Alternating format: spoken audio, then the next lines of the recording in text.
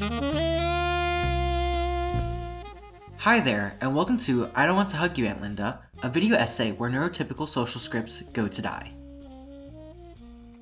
Before we jump into the chaos, let me give you a quick rundown. My name's Ash Nichols, I'm 22, I'm autistic, and I spent way too much energy pretending I'm cool with random hugs and forced small talk. Spoiler, I'm not.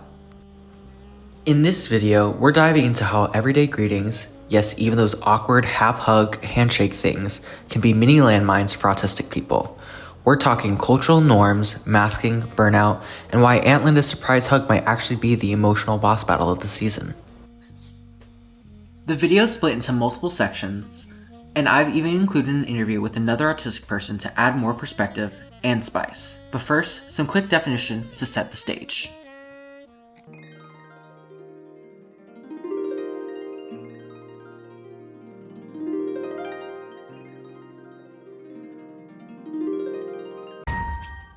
Alright, definitions, check. Sass, always.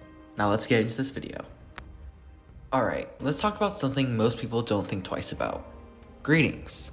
A quick hey or a how are you, maybe a hug if you're emotionally reckless. Easy, right? For autistic people, greetings aren't just small talk or brief moments of discomfort, but battles fought against an intangible opponent. Until society stops treating greetings as moral tests that must be passed to fit in, autistic people will be pushed to hide in their shells to protect themselves instead of connecting with society. For autistic people like me, greetings, the seemingly normal moment, is like trying to perform in a drag show, without a wig and no makeup, while being judged by RuPaul. Cultural norms shape the way we're expected to interact, especially during greetings. And surprise, most of these norms are made for what makes neurotypical people comfortable. According to Botha and Frost, they found that autistic people often feel pressured to camouflage or to mask their natural communication to fit in. It's exhausting, and spoiler alert, it doesn't always work. When autistic people don't follow the greeting script, we're labeled rude or antisocial. But it's not about being unfriendly. It's about surviving in a system not built for us. This mismatch can destroy mental health. Dwyer and his colleagues found that stigma and pressure to act normal can lead to anxiety, depression, and withdrawal. Autistic burnout is basically when you burn up all the energy you have to survive neurotypical expectations. And once you're out, you crash hard. I experienced a 3-year burnout from ages 17 to 20. During this time, I suffered from severe depression. My friend who also went through autistic burnout forgot how to even ride a bike. That whole you never forget how to ride a bike thing, complete and utter lies.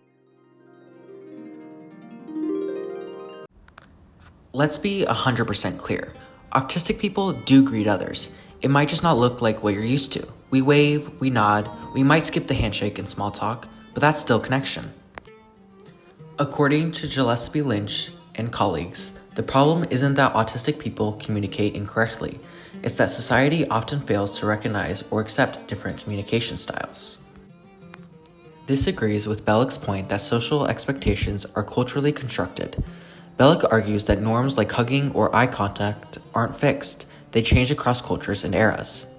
So if other cultures adapt, why can't we? Maybe, just maybe, it's not us who needs to change, it's the rules.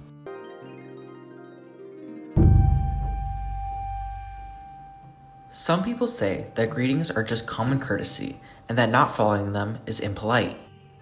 Courtesy isn't one size fits all either, as Morrison and colleagues explain, insisting on specific forms of social performance can increase stigma and alienation for neurodivergent people. So what's more rude, someone not making eye contact or demanding they mask who they are to make you feel comfortable?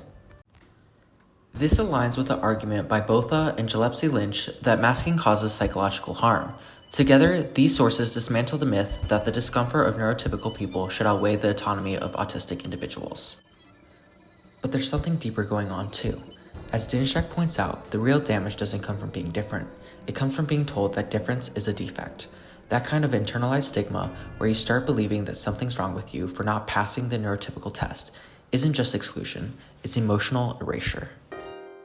I'm not the only one who's navigated this greeting maze. To show how different, but valid our experiences can be, I asked another autistic person to share their journey too. And welcome back to our next segment of I Don't Want to Hug You, Aunt Linda. Please welcome my sister, Kendra Nichols. Can you please introduce yourself before we hop into the questions? Absolutely. Hi, I'm Kendra Nichols. I'm 27 years old. And like Ashton said, I'm his sister. All right, thank you.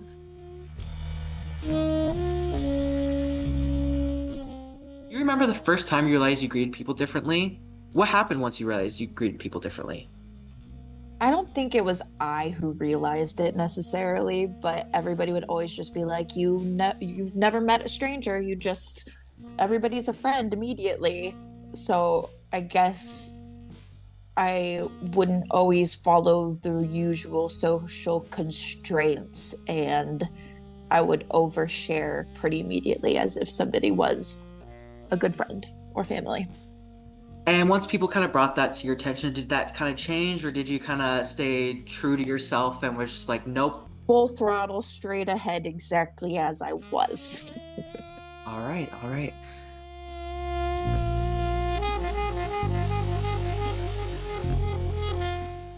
Can you explain a time when a greeting didn't go as planned with you and how that could have been avoided with a different type of greeting or no greeting at all? I definitely can think of a time that a greeting hasn't gone as planned.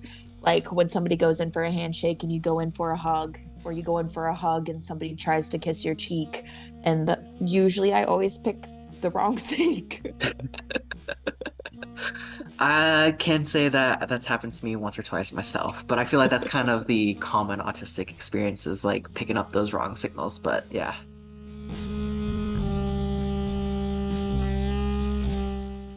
How do you feel cultural norms like making eye contact and smiling affect autistic people, based off like your personal experience and what you've seen out in the world?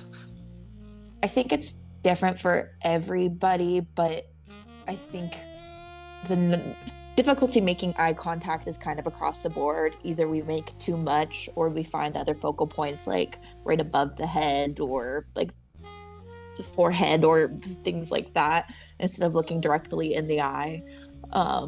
Smiling, that one could be different because some people don't inhibit emotion quite the same. Mm-hmm. They can feel too much, they can feel nothing, or not really understand what their feelings are. So somebody could be smiling when they're mad, or they could be like different emotions come with different, like they don't necessarily always correlate with an autistic Mm-hmm. person. Smiling for me is just kind of second nature, but the eye contact can be definitely difficult. Yeah, I know for me personally, I kind of like choose like to look past someone. Like I look at the wall, like right behind it. So it's kind of like it gives the image of like I'm looking at them in their eyes. I'm not personally, but so yeah, no, I definitely get that, and I think the focal point for sure is one that us autistic people like to use. I think especially like everybody learns when they're doing a presentation to kind of like find a focal point, or especially if were in theater or musicals, you're told to look right above somebody, and I've always done that since. I was like, Hmm. great, it gives that appearance of me looking, but Yeah. I'm not.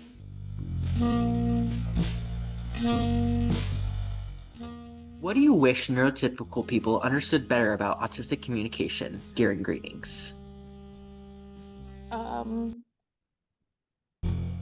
just because our greetings might be different doesn't mean that like we're weird or that we're trying. Some people seem standoffish when they're not.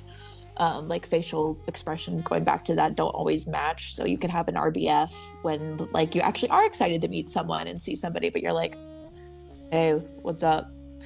And sometimes like our tonal enunciations are different. Like some people speak a little bit more flat, or they don't have quite as much um movement with the Hmm. way they talk. Yeah. So that natural inflection when you greet someone like, hey, or oh, hi, like that natural lift isn't Hmm. there. So it just makes our greeting seem a little bit robotic when it's just kind of how we speak. Hmm. So just kind of, I guess, taking things with a grain of salt and just kind of like continuing on. Like, don't zone in on the way that we spoke, just like kind of greet us back. Kind of maybe take the more of the words of what autistic people are saying, not necessarily how The they're way that saying they're it. saying. Yeah. All right, gotcha. That makes total sense.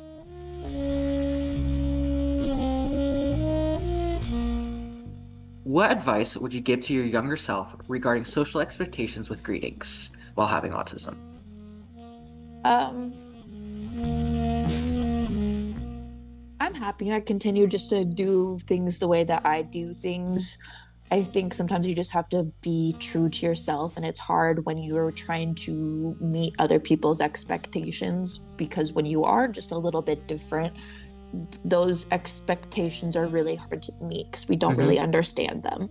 So I think just giving yourself grace and just kind of accepting who you are and how you like to greet or treat social constructs. I mean, yeah, I think that's great advice. I think every kid, let alone autistic kid, but can just learn, don't worry about the social expectations from outside sources and just kind of be true to yourself and you'll be happier for it. Yeah. So I think that's beautiful, yeah.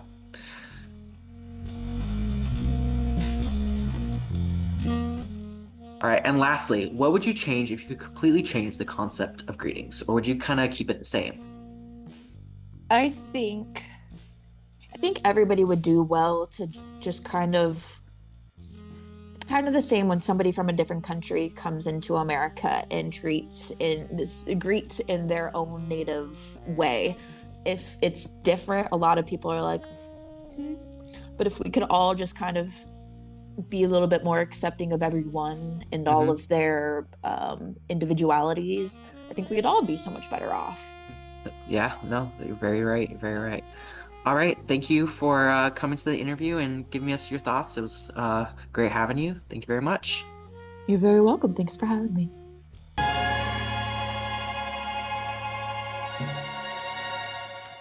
So, greetings. Not so harmless after all, huh? When society treats eye contact and small talk like moral tests, autistic people burn out trying to pass, and we never signed up for the exam.